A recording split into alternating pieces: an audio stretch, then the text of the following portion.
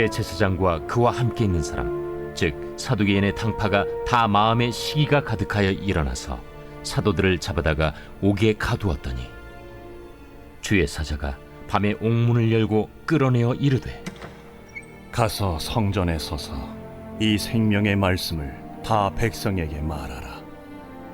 그들이 듣고 새벽에 성전에 들어가서 가르치더니 대제사장과 그와 함께 있는 사람들이 와서 공회와 이스라엘 족속의 원로들을 다 모으고 사람을 옥에 보내어 사도들을 잡아오라니, 부하들이 가서 옥에서 사도들을 보지 못하고 돌아와 우리가 보니 옥은 든든하게 잠기고 지키는 사람들이 문에 서 있으되 문을 열고 본즉 그 안에는 한 사람도 없더이다.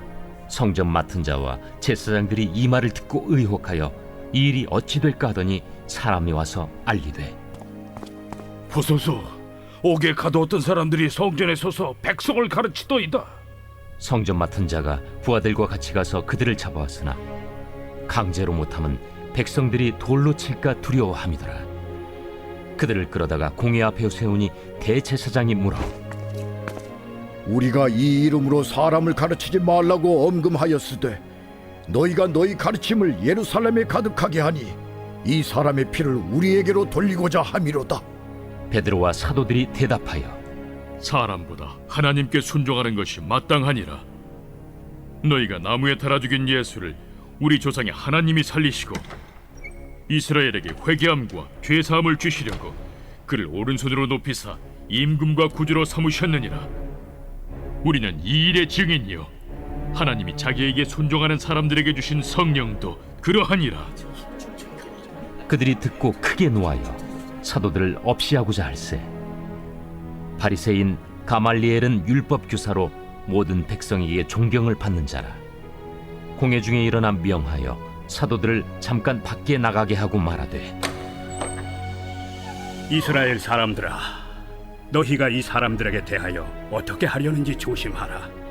이전에 드다가 일어나 스스로 선전하매 사람이 약 400명이나 따르더니 그가 죽임을 당하매 따르던 모든 사람들이 흩어져 없어졌고, 그 후 호적할 때에 갈릴리에 유다가 일어나 백성을 깨어 따르게 하다가 그도 망한즉 따르던 모든 사람들이 흩어졌느니라.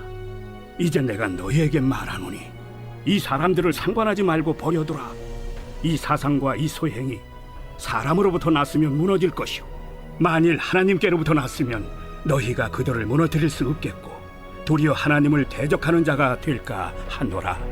그들이 옳게 여겨 사도들을 불러들여 채찍질하며 예수의 이름으로 말하는 것을 금하고 놓으니, 사도들은 그 이름을 위하여 능욕받는 일에 합당한 자로 여기심을 기뻐하면서 공회 앞을 떠나니라. 그들이 날마다 성전에 있든지 집에 있든지 예수는 그리스도라고 가르치기와 전도하기를 그치지 아니하니라. 할렐루야. 오늘도 하나님 말씀과 동행하는 복된 날 되시기를 바랍니다. 본문은 공회원들이 사도들에 대해 시기하는 내용으로 시작합니다. 어제 살펴본 말씀에서 성령 강림으로 시작된 초대교회가 아나니아와 삽비라 사건으로 인해서 잠시 위기를 맞는 듯 했지만 능력 가운데 병자들을 고치고 더러운 귀신들을 쫓아내면서 남녀의 큰 무리가 주께로 나오게 되는 모습을 볼 수 있었습니다. 이런 모습을 보면서 그들은 시기했습니다. 하나님의 능력을 보고서도 믿음으로 주님 앞에 나오는 사람들이 있는가 하면 그 모습이 못마땅하고 시기함으로 이들은 사도들을 잡아다가 옥에 가두었습니다. 그러나 밤에 주의 사자가 옥문을 열고 사도들을 밖으로 데리고 나오며 말하죠. 20절 말씀에 가서 성전에 서서 이 생명의 말씀을 다 백성에게 말하라 하매, 이렇게 기록하고 있습니다. 이 말씀을 듣고 그들은 새벽에 성전에 들어갑니다. 여기를 보면 시간이 강조되어 있죠. 밤에 옥문을 열어 끌어내셨고 사도들은 새벽에 성전에 들어갔습니다. 주의 사자의 말씀에 따라 조금도 지체함 없이 이른 아침부터 바로 성전으로 가서 사람들을 가르치기 시작합니다. 하나님은 어떤 분이십니까? 역전시켜 주시는 분이십니다. 옥에 갇혔던 자에게 기적을 베푸셔서 성전에서 가르치게 하시는 분이십니다. 하나님의 뜻을 가둬 놓으려고 하면 주의 사자를 보내셔서 기적을 베푸시고 막힌 것을 뚫고 하나님의 뜻이 온전히 전해지게 해 주십니다. 어떤 상황 가운데 있든지 우리는 이 능력의 하나님을 바라보면서 믿음으로 승리할 수 있기를 바랍니다. 한편 아무것도 모르고 있던 공회원들은 옥에 사람을 보내서 사도들을 잡아오라 명합니다. 하지만 감옥 문은 단단히 잠겨 있었고 간수들도 문마다 서 있었지만 옥 안에 사도들은 없었습니다. 인간의 이성으로는 이해되지 않는 기적이 일어난 것입니다. 그런데도 그들은 깨닫지 못합니다. 마치 믿지 않기로 이를 악물고 작정이라도 한 것처럼 믿지 않습니다.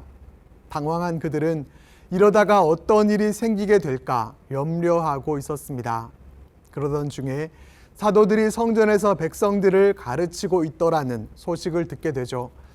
다시 사도들을 붙잡아 오라는 명령이 내려지고 성전 경비대가 출동했지만 그러나 백성들이 두려워서 사도들을 함부로 하지 못합니다. 과거에 예수님에 대해서도 백성들을 두려워해서 함부로 하지 못하더니 사도들에 대해서도 그러했습니다. 이는 곧 사도들이 예수님과 같이 여겨지고 예수님과 같은 위치에 있었다라고 말할 수 있을 것입니다.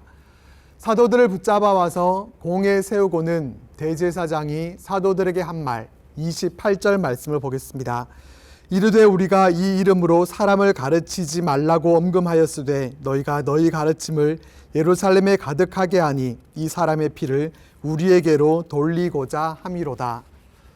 대제사장의 말에 베드로와 사도들은 아주 멋진 대답을 합니다. 사람보다 하나님께 순종하는 것이 마땅하고 너희가 십자가에 달아 죽인 예수를 하나님이 살리시고 구주로 삼으셨고 사도들은 이 일의 증인이라고 말합니다. 사도들만이 아니라 하나님이 순종하는 사람들에게 주신 성령도 증인이시라고 증거합니다. 이 대답에 대한 공회원들의 반응은 어떠했습니까? 크게 노하면서 사도들을 죽이려고 합니다. 이때 모든 백성들로부터 존경받는 바리새인, 율법교사 가말리엘이 등장하죠. 그는 사도들을 잠시 공회 밖으로 내보내게 하고 말합니다. 이전에 있었던 사건들을 인용해서 얘기하면서 마지막 핵심적인 내용을 이야기하죠. 38절과 39절 말씀입니다.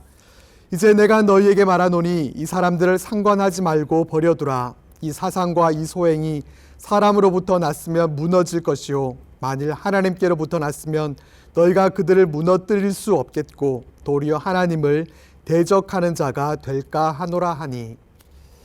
사람으로부터 난 일인지 하나님으로부터 난 일인지 그냥 내버려 두면 무너지는지 그렇지 않은지 여부를 통해서 알 수 있게 될 거라는 설득력 있는 발언을 했고 공회원들도 가말리엘의 말을 옳게 여깁니다. 결국 사도들을 불러들여서 채찍질을 하고는 예수의 이름으로 말하지 말라고 명령하고 풀어줍니다. 그럼에도 불구하고 사도들은 어떻게 합니까?